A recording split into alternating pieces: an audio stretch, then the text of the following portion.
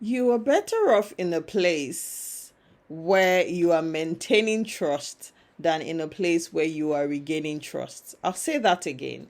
You're better off in a place where you are maintaining trust than a place where you're regaining trust, because it takes a lot to regain trust, and you're better off avoiding the things that will pull down the wall of trust in your marriage. My name is Jacqueline Oludimu, and today I'm going to be sharing with you some of the things that you can do to rebuild trust in your marriage if that has happened, and if you need to strengthen trust in your marriage. Trust is a big deal in marriage.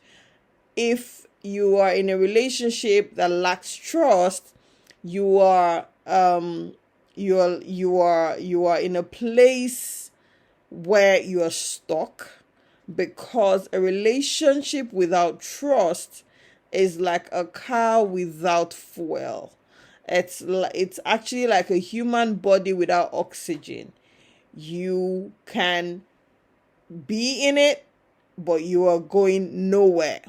If you sit in a car that has no fuel, you are going to stay there until you have fuel, or you get someone to come and drag you. And that's what we see in some marriages, where it's one spouse who is dragging the other because they don't have what it takes for both of them to get driving on the marriage road. Do you see?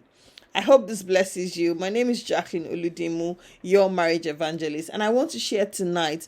I want to share with you some things to know about trust in marriage and how to rebuild trust in your relationship if you are in that situation. But before I go on, I want to make some things very clear. Every marriage must include complete trust between the husband and wife. It can't be half. It can't be, oh, my husband fully trusts him, but I trust him halfway. If that's the situation, then we have a problem, and we need to strengthen trust and regain trust in that relationship. It takes trust, it takes love, it takes respect. I'm telling you, it takes understanding, it takes friendship, it takes faith in your relationship to make your marriage last. And trust is actually built in very small moments in which one person, makes efforts to, strengthen that relationship, prove themselves as, reliable, prove themselves as loyal, prove themselves as trustworthy. Honestly, that's what it is. The best proof of love is trust. The best proof of love is trust, that I can vouch for you. I can go to bed knowing that you've got, my back, that you are not being unfaithful. It's the best proof of love. I'm telling you. And that's where I'm going to leave it without going too far on that. Trust takes years to build. And so if you know that it takes years to build, you better be careful, because it takes seconds to break trust, and it can take forever to repair it. And this is why I'm doing this video today. Marriage stands on the pillar of love, trust, respect, loyalty, honesty, and understanding. So when you remove one stand, you are telling the marriage not to stand well. That's what you're doing. It's like a table. Look at it. Marriage is the surface, right? The round table surface. Trust is one leg. Understanding is another leg. Love is another leg. Loyalty is another leg. Honesty is another leg. When you pull out trust, you are telling you're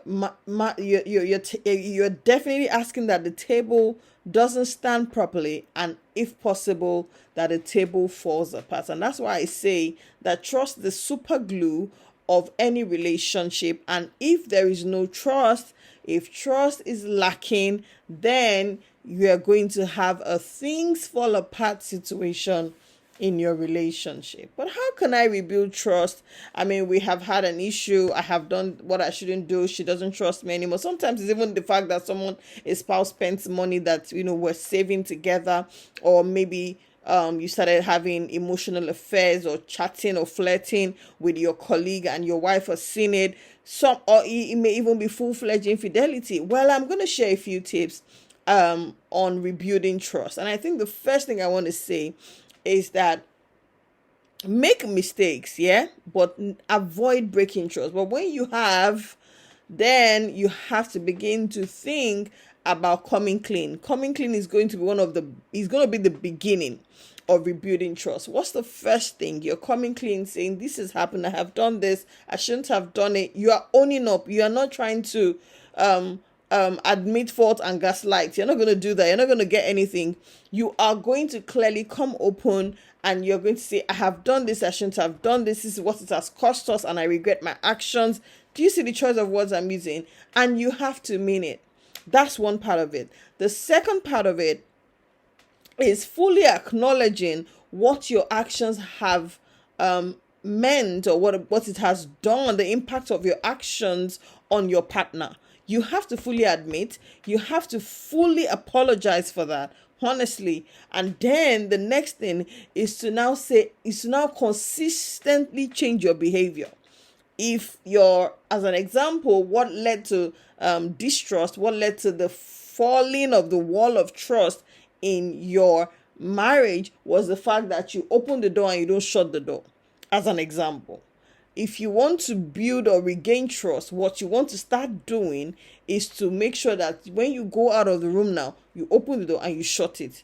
Tomorrow you open the door and you shut it. Next tomorrow you open the door and you shut it. This is how you are going to begin to regain trust that, okay, truly this person is sorry. This person is trying to, make sure it doesn't happen again. This is how you're going to rebuild trust. They're going to rebuild trust. And so change behavior is the third step in rebuilding trust. Do what you say you're going to do. Have integrity in everything you do, not just what concerns your spouse. Even when you're talking to your colleague, your boss, just stick to what you say. If not, it's easy for them to think, he's going to do it again or she's going to do it again. Others trusting you, will follow if you stay on the path of constantly sticking to your words and doing the right thing. So I want to share a few things about, trust in marriage, and 4 pillars of trust that make your marriage strong. Number 1 pillar is safety. The trust that I am safe and I'm secure with my husband, it's a great pillar that strengthens our marriage. Safety physically, safety emotionally, safety financially, safety spiritually, safety sexually. That feeling, that confirmation, that confidence that I am safe and secure. He's not out there messing up with our money. He's not out there being with another woman. He's not out there or he's not there not praying over us or whatever. I trust that he's taking his place in the family seriously, and he's doing right by me, right by the children, and right by himself. But more importantly, that he's doing right by God. That safety is very important. It's a pillar of trust that will make your marriage strong. Another pillar of trust that will make your marriage strong is the pillar of faithfulness. Sexual fidelity, emotional fidelity, meaning, being connected to just one man or one woman, being, sexually faithful, juicy to your partner, is very critical. And without sexual fidelity, you can't develop any of the other types of trust. I'm telling you, I've talked about the safety trust. I'm coming to talk about faithfulness, because faithfulness is what really gives us confidence in your sexual fidelity, in the fact that you are not cheating on us, or you're cheating on your partner rather. If you're cheating on your partner, or with another woman or another man. And it's important because for you to have physical fidelity, which also is an aspect of trust, for you to have emotional fidelity, which also is an aspect of trust, there must be sexual fidelity.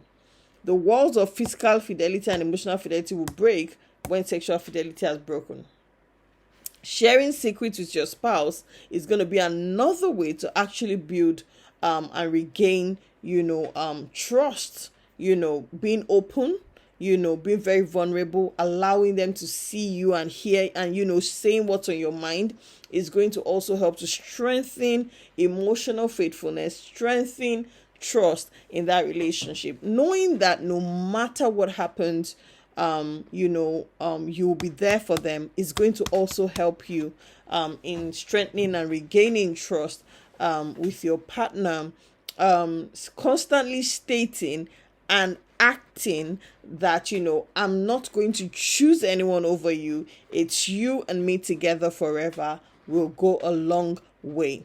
So a marriage where both partners feel safe and secure, a marriage where partners are verbally safe, because some people are not verbally safe in their marriage, they're not emotionally safe in their marriage because they've been abused verbally or abused emotionally or abused financially, so they are not financially safe. And that can be you. Okay, another thing that would help, that is a pillar of trust, is commitment. Commitment is that both of us prioritize this marriage. We give it what we need and what it needs to thrive. Now, if you're not able to commit to your marriage, if you're not able to give your marriage what it needs to thrive, then you are removing or deducting from it one pillar of trust. And that's something to really bear in mind. Putting your partner above other things is a big sign that they mean the world to you and that they should trust you. And so if you want to regain trust, or you want to strengthen trust in your marriage, then constantly make choices that are evident that my wife is more important to me, or my husband is very important to me. It's very clear. Investing time in the relationship is a sign of commitment. Being reliable is a sign of commitment. That they can count on you is a sign of commitment. Do you see that both of you can rely on each other as a team is a sign of commitment? And these are the things to look out for. The fourth pillar of trust is reliability. The glue that holds all the pillars together, trusting you will do the right thing. I will do the right thing. I will do what I say I would do. I will sort out whatever I said I will sort out. Trusting that that person will do it. You see, because they have proved themselves reliable again and again, is another pillar of trust that will strengthen your marriage. That you will do what you say you will do for us, to give us safety, to be faithful, and to stay committed. Is the fourth pillar of trust that will keep your marriage strong. What exactly is trust? I need to stop at this point to talk about that. It is the firm belief in the reliability, in the truth, or the ability of someone or something. Trust is the what? The firm belief in the reliability of your partner. Do you see? The truth or the ability of your partner. That's what it is. So a firm belief in the character, in the strength of the person you are with, or the truth of someone or something. Confidence is actually placed in a partner when you say, I trust you. And one of the things to know about trust is that it is an emotional brain state. It's not just an expectation of behavior. It's an emotional brain state that makes me think, makes me do certain things, you see, because of how I feel about you, which is what we're saying about the firm belief.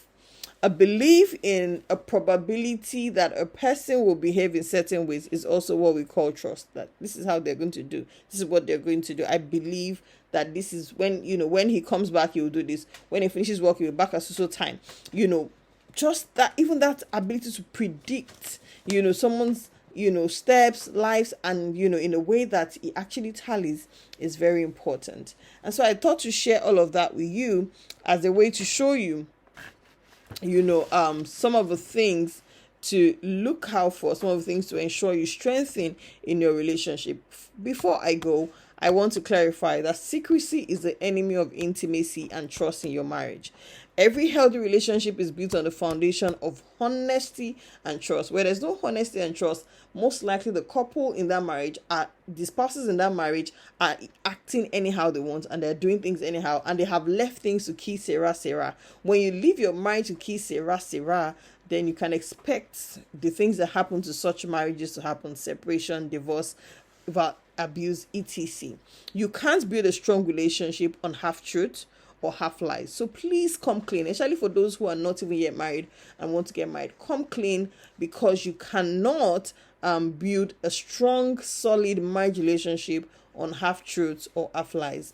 Trust is earned, and it is not earned by words, remember. And that's why if you see all the things I've said, I spoke a lot about actions, but it is earned by consistent deeds and actions. Every marriage needs trust.